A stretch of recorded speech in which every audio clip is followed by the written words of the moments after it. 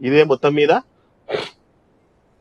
ఇంకా కేంద్ర మంత్రి పదవి దక్కేది ఎవరికి అనేటువంటిది అయితే ఇప్పుడు తెలంగాణలో ఇంట్రెస్టింగ్ గా జరుగుతున్నటువంటి మాట అని చెప్పాలి. మరి కేంద్ర మంత్రి నిజంగా ఎవరికి వస్తది అన్నటువంటిది అయితే చూడాల్సినటువంటి పరిస్థితి అయితే ఉంది. మనకి నిజంగా మరి కేంద్ర మంత్రి ఎవరికి వచ్చే అవకాశం ఉంటది అన్నటువంటిది అయితే ఒక్కసారి మీరు కూడా ఆలోచించండి, ఎవరికి వచ్చే అవకాశం ఉంటది.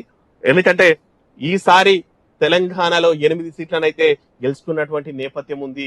మరి ఈ 8 సీట్లలో ఎవరు తమ ప్రభావాన్ని చూపిస్తారు, ఎందుకంటే అందరూ కూడా సీనియర్ లీడర్లే అన్నటువంటి చెప్పేటువంటి నేపథ్యం అయితే ఉంటది. ఈ సిచ్యువేషన్ లో మరి ఎవరెవరైతే అవకాశం ఉంటది వాళ్ళు మరి మనం ఒకసారి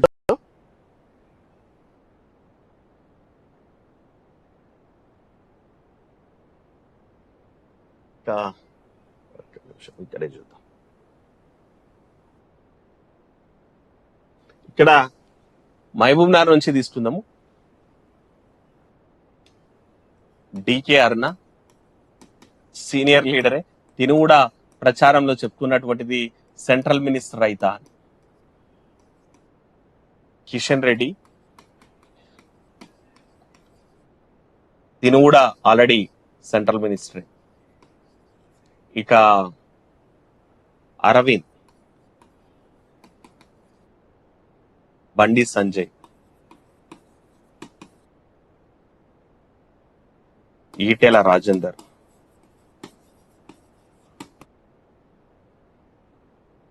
కొండా విశ్వేశ్వరరెడ్డి,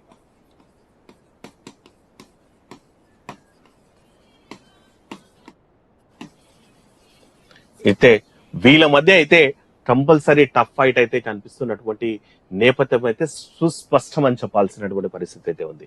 డికే అరుణ, కిషన్ రెడ్డి, అరవింద్, బండి సంజయ్, ఈటెల రాజేందర్, కొండ విశ్వేశ్వరరెడ్డి, ఈ 5 మంది సెంట్రల్ మినిస్టర్ కోసం అయితే చూస్తున్నటువంటి నేపథ్యం ఉంది. ఈసారి మరి తెలంగాణకు ఎన్ని సీట్లు ఇస్తారనేటువంటిది అయితే ఇప్పుడు అందరిలో ఉన్న టెన్షన్ అయితే రేకెత్తే అంశం అని చెప్పొచ్చు. లేడీ కోటాలో డికేఆర్ నాకైతే మినిస్ట్రీ కన్ఫర్మ్ అన్నటువంటి మాట అయితే వినిపిస్తోంది. మరి ఎందుకంటే తనకి పార్టీలో జాయిన్ అయినప్పటినే నేషనల్ వైస్ ప్రెసిడెంట్ కూడా ఇచ్చిండే బీజేపీ పార్టీ అని చెప్పాలా. నేషనల్ వైస్ ప్రెసిడెంట్ కూడా చేసినటువంటి నేపథ్యం ఉండే బీజేపీ పార్టీకి. మరి ఇట్లాంటి పరిస్థితుల్లో మరి లేడీ కోటాలో అరుణమతి అయితే సీటు మినిస్ట్రీ క్యాబినెట్ కన్ఫర్మ్ అయ్యేటువంటి అవకాశాలు అయితే స్పష్టంగా కనిపిస్తున్నాయి. ఇంకోటి ఏంటంటే సీఎం సొంత సెగ్మెంట్ లో తన ప్రత్యర్థిని ఓడగొట్టినటువంటి పరిస్థితి అయితే ఉంది.